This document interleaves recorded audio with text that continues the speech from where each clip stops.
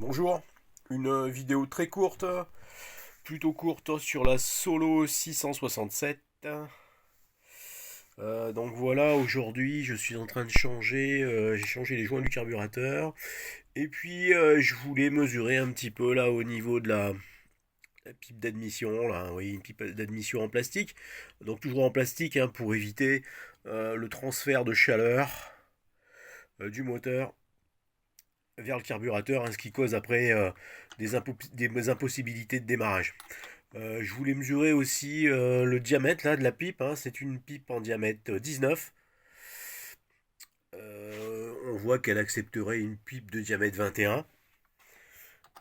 Et voilà, c'est ce qui explique en fait la différence de puissance entre la Solo 667, hein, comme celle-ci là, et la Solo 670, hein. C'est le même moteur, hein, c'est 69 cm3. Enfin, il me semble, hein, même d'après la documentation, que c'est le même moteur.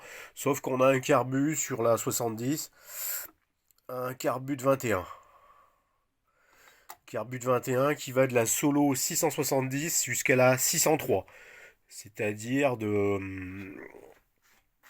69 cm3 à 103 cm3, hein.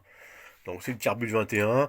Et voilà, il démarre à partir de 69 cm3 jusqu'à 103 cm3. Voilà, c'est un petit peu pareil hein, chez Husqvarna. On a un carbu qui va de la 61, de la ouais, l'Husqvarna 61 jusqu'à la 372. 272, voilà, et après au-dessus on a un carbu plus gros. Ben ici c'est la différence, voilà, c'est ce qui explique la différence de puissance. On a à peu près hein, pratiquement un cheval. On a 700 watts, environ 700 watts, 700 watts de plus entre la 669, la 667 et la 670. Voilà. Donc là les trucs sont changés, là les joints sont changés. Par contre, j'ai remarqué que il faudra changer la pipe d'admission pour la 670 si j'arrive à trouver des pièces. Parce qu'en fait, au lieu que ce soit horizontal comme ici, en fait, vous voyez, on est décalé en fait, hein. Le carbu qui vendent, il est un petit peu incliné, vous voyez. Il y a un trou ici et il y a un trou là en fait, hein, pour la fixation de notre carbu. Vous voyez, ici, on n'est pas aligné en fait, hein.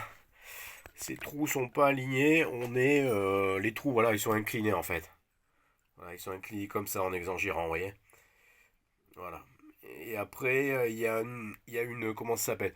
Il y a une bride pour fixer le filtre à air qui redevient horizontale et on fixe la bride du carbu.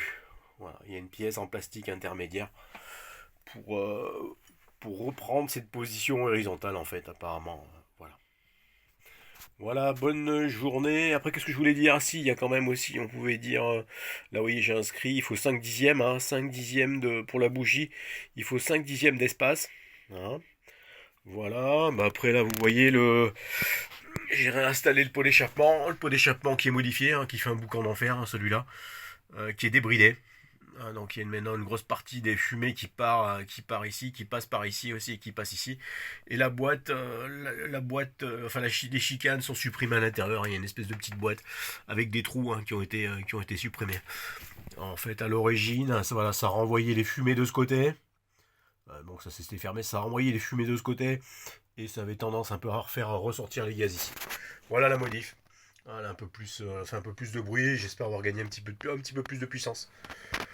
Voilà. Bonne journée. Au revoir.